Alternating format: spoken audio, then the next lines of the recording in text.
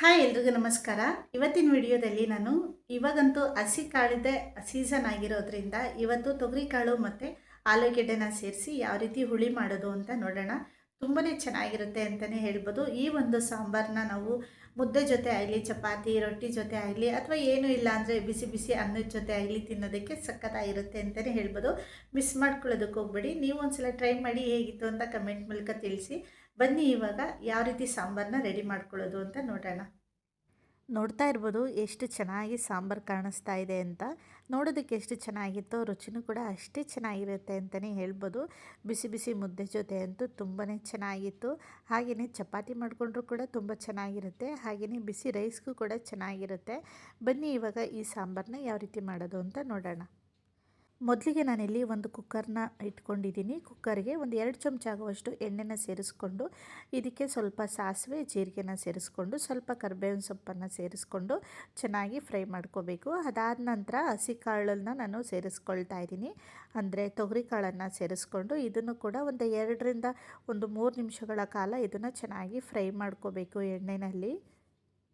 ಕಾಳನ್ನು ಫ್ರೈ ಮಾಡಬೇಕಾದ್ರೆ ಅದ್ರ ಜೊತೆನೇ ನಾನಿಲ್ಲಿ 2 ಆಲೂಗೆಡ್ಡೆನ ಮೇಲ್ಗಡೆ ಸಿಪ್ಪೆ ಇರುತ್ತೆ ಅಲ್ವಾ, ಅದನ್ನು ತೆಗೆದು ಚೆನ್ನಾಗಿ 2 ಸಲ ವಾಶ್ ಮಾಡಿಕೊಂಡು ಆಲೂಗೆಡ್ಡೆನ ಸೇರಿಸ್ಕೊಳ್ತಾ ಇದ್ದೀನಿ. ಆಲೂಗೆಡ್ಡೆ ಜೊತೆ ಕಾಳುಗಳನ್ನು ಇದನ್ನು ಮತ್ತೆ 2 ನಿಮಿಷಗಳ ಕಾಲ ಚೆನ್ನಾಗಿ ಫ್ರೈ ಮಾಡ್ಕೋಬೇಕು. ಫ್ರೈ ಮಾಡೋವಾಗಲೇ ಇದಕ್ಕೆ ಸ್ವಲ್ಪ ಉಪ್ಪನ್ನು ಸೇರಿಸ್ಕೊಂಡು ಚೆನ್ನಾಗಿ ಫ್ರೈ ಮಾಡ್ಕೋಬೇಕು. ಈ ಆಲೂಗೆಡ್ಡೆ ಮತ್ತು ಕಾಳು ಫ್ರೈ ಆಗ್ತಾ ಇರೋವಾಗಲೇ ನಾನು ಇದಕ್ಕೆ ರುಚಿಗೆ ಎಷ್ಟು ಬೇಕೋ ಅಷ್ಟು ಉಪ್ಪನ್ನು ಸೇರಿಸ್ಕೊಂಡು ಮತ್ತೆ ನಾನು ಚೆನ್ನಾಗಿ ಫ್ರೈ ಮಾಡ್ಕೊತಾ ಇದ್ದೀನಿ. ಅಷ್ಟರಲ್ಲಿ ನಾನಿವಾಗ ಒಂದು ಮಸಾಲೆನ ರೆಡಿ ಮಾಡ್ಕೋಬೇಕು. ಒಂದು ಮಿಕ್ಸಿ ಜಾರಲ್ಲಿ ಸ್ವಲ್ಪ ತೆಂಗಿನಕಾಯಿ ತುರಿನ ತೊಗೊಂಡಿದ್ದೀನಿ. ಅದರ ಜೊತೆ ಸ್ವಲ್ಪ ಬೆಳ್ಳುಳ್ಳಿ ಮತ್ತು ಶುಂಠಿ, ಒಂದು ಅರ್ಧ ಆಗುವಷ್ಟು ಈರುಳ್ಳಿನ ಕಟ್ ಮಾಡಿ ಸೇರಿಸ್ಕೊಳ್ತಾ ಇದ್ದೀನಿ. 2 ಟೊಮೊಟೊನ ಈ ರೀತಿ ಕಟ್ ಮಾಡಿ ಸೇರಿಸ್ಕೊಂಡು, ಸ್ವಲ್ಪ ಕೊತ್ತಂಬರಿ ಸೊಪ್ಪು, ಹಾಗೆಯೇ ಸ್ವಲ್ಪ ಹುಣಸೆ ಹಣ್ಣನ್ನು ಸೇರಿಸ್ಕೊಳ್ತಾ ಇದ್ದೀನಿ. ಹುಣಸೆಹಣ್ಣನ್ನು ಸೇರಿಸೋದ್ರಿಂದ ನಮಗೆ ಸಾರಿನ ರುಚಿ ತುಂಬ ಚೆನ್ನಾಗಿ ಬರುತ್ತೆ. ಹಾಗೆಯೇ 2 ಚಮಚ ಆಗುವಷ್ಟು ಸಾಂಬಾರು ಪುಡಿ ಇರುತ್ತೆ ಅಲ್ವಾ, ಒಂದು ಸಾಂಬಾರು ಪುಡಿನ ಸೇರಿಸ್ಕೊಂಡು ಸ್ವಲ್ಪ ನೀರನ್ನು ಸೇರಿಸ್ಕೊಂಡು ನಾನು ಇದನ್ನು ಚೆನ್ನಾಗಿ ಈ ರೀತಿ ನುಣ್ಣಗೆ ರುಬ್ಬಿ ರೆಡಿ ಮಾಡಿ ಇಟ್ಕೊಳ್ತಾ ಇದ್ದೀನಿ. ಈ ಕಡೆ ನೋಡ್ತಾ ಇರ್ಬೋದು, ನಾನು ಹಸಿ ಕಾಳು ಮತ್ತು ಆಲೂಗೆಡ್ಡೆನ ಸೇರಿಸಿ ಫ್ರೈ ಮಾಡೋದಕ್ಕೆ ಇಟ್ಟಿದ್ದೆ ಅಲ್ವಾ, ಅದೆಲ್ಲದೂ ಕೂಡ ಚೆನ್ನಾಗಿ ಫ್ರೈ ಆಗಿದೆ. ಇವಾಗ ಒಂದು ಸಲ ಈ ರೀತಿ ಚೆನ್ನಾಗಿ ಮಿಕ್ಸ್ ಮಾಡ್ಕೊಂಡಿದ್ದಾದ ನಂತರ ಇವಾಗ ರುಬ್ಬಿ ರೆಡಿ ಮಾಡಿ ಇಟ್ಕೊಂಡಿರೋ ಅಂತಹ ಮಸಾಲೆನ ಸೇರಿಸ್ಕೊಳ್ತಾ ಇದ್ದೀನಿ. ಈ ಮಸಾಲೆನೆಲ್ಲ ಸೇರಿಸಿದಾದಮೇಲೆ ಒಂದು ಸಲ ಈ ರೀತಿ ಚೆನ್ನಾಗಿ ಮಿಕ್ಸ್ ಮಾಡ್ಕೋಬೇಕು. ಈ ರೀತಿ ಮಿಕ್ಸ್ ಮಾಡ್ಕೊಂಡಿದ್ದಾದಮೇಲೆ ಇದಕ್ಕೆ ನಾವು ಇವಾಗ ನೀರನ್ನು ಸೇರಿಸ್ಕೋಬೇಕಾಗುತ್ತೆ. ನಾವು ಸಾಂಬಾರಿಗೆ ಎಷ್ಟು ನೀರು ಬೇಕಾಗುತ್ತೆ ಅಷ್ಟು ಪ್ರಮಾಣದಲ್ಲಿ ನೀರನ್ನು ಸೇರಿಸ್ಕೊಂಡು ನಾವು ಸಾಂಬಾರನ್ನ ರೆಡಿ ಮಾಡ್ಕೋಬೇಕಾಗುತ್ತೆ. ತುಂಬ ತೆಳುವಾಗಿ ಇರಬಾರ್ದು, ತುಂಬ ಗಟ್ಟಿನೂ ಇರಬಾರ್ದು, ಒಂದು ಮೀಡಿಯಮ್ ಹದದಲ್ಲಿ ನಾವು ಸಾಂಬಾರನ್ನ ಮಾಡ್ಕೋಬೇಕಾಗುತ್ತೆ.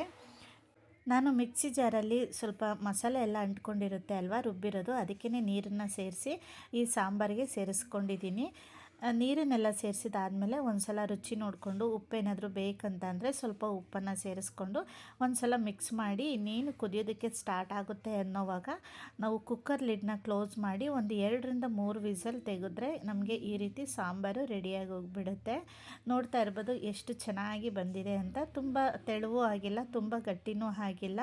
ಈ ಒಂದು ಹದದಲ್ಲಿದ್ದರೆ ಸ್ವಲ್ಪ ತಣ್ಣಗಾದ್ಮೇಲೆ ಸ್ವಲ್ಪ ಗಟ್ಟಿ ಆಗುತ್ತೆ. ಇದನ್ನು ನಾವು ಚಪಾತಿ ಜೊತೆ ಆಗಲಿ ತಿನ್ನೋದಕ್ಕೆ ತುಂಬ ಚೆನ್ನಾಗಿರುತ್ತೆ. ಹಾಗೆ ಮುದ್ದೆ ಅನ್ನದ ಜೊತೆ ಅಂತೂ ಇನ್ನೂ ಚೆನ್ನಾಗಿರುತ್ತೆ ಅಂತಲೇ ಹೇಳ್ಬೋದು. ನೋಡಿದ್ರಿ ಅಲ್ವಾ, ತೊಗರಿ ಕಾಳು ಮತ್ತು ಆಲೂಗೆಡ್ಡೆನ ಸೇರಿಸಿ ಯಾವ ರೀತಿ ಹುಳಿ ಮಾಡೋದು ಅಂತ.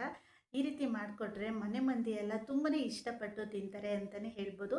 ಈ ವಿಡಿಯೋ ನಿಮ್ಗೇನಾದರೂ ಇಷ್ಟ ಆಗಿದ್ದರೆ ಒಂದು ಲೈಕ್ ಮಾಡಿ, ಕಮೆಂಟ್ ಮಾಡಿ, ನಿಮ್ಮ ಅನಿಸಿಕೆಗಳನ್ನು ಕಮೆಂಟ್ ಮೂಲಕ ತಿಳಿಸಿ ಅಂತ ಹೇಳ್ತಾ, ಹಾಗೆಯೇ ಈ ವಿಡಿಯೋನ ಶೇರ್ ಮಾಡೋದನ್ನು ಮರಿಬೇಡಿ. ನಿಮ್ಮ ಫ್ರೆಂಡ್ಸು ಫ್ಯಾಮಿಲಿಗೆ ಶೇರ್ ಮಾಡಿ. ಹಾಗೆ ನೆಕ್ಸ್ಟ್ ಬರೋವಂತಹ ವಿಡಿಯೋಗಳನ್ನು ನೋಡೋದಕ್ಕೆ ನನ್ನ ಚಾನೆಲ್ನ ಸಬ್ಸ್ಕ್ರೈಬ್ ಮಾಡ್ಕೊಳ್ಳಿ. ಥ್ಯಾಂಕ್ ಯು ಸೋ ಮಚ್ ಎಲ್ರಿಗೂ.